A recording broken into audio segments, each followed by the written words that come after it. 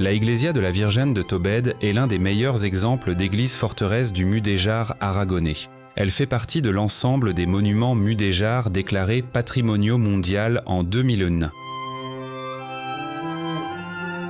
L'église présente une nef unique. Elle comporte des chapelles latérales placées entre des tours contresphores, 3 de chaque côté. Les tours sont reliées par des voûtes en berceaux brisés. Ces voûtes remplissent plusieurs fonctions. Sur le plan structurel, elles forment avec les tours la base de la construction du temple. Elles marquent aussi les différents tronçons de la nef centrale. Au-dessus des chapelles latérales et au-dessus des chapelles de l'abside, un chemin de ronde est aménagé. Il entoure tout le périmètre de l'église. Ce parcours, typique des églises forteresses, agit comme un adarve défensif. Il communique avec l'extérieur par de grandes ouvertures. Elle favorise le contrôle visuel de l'environnement. Au pied du temple, le chœur haut repose sur un alfarge typiquement mudéjar. En plus de sa valeur décorative, il a été conçu comme une passerelle intérieure pour relier les deux côtés du chemin de ronde.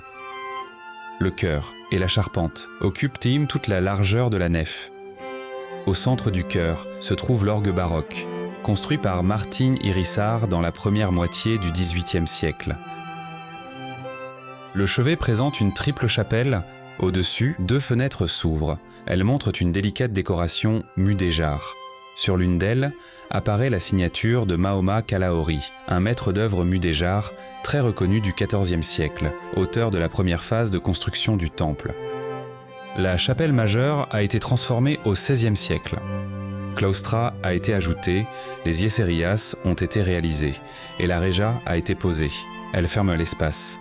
Dans la niche centrale, on conserve l'image actuelle de la Virgen de Tobed, une sculpture Renaissance taillée dans l'albâtre. On trouve aussi un arrimadero en céramique de Muel, du début du XVIIe siècle, et une armoire reliquaire. On y gardait une image de la Vierge, offerte par le roi Martin Ier El Humano. L'ensemble complète l'une des décorations mudéjar les mieux conservées de la comarca.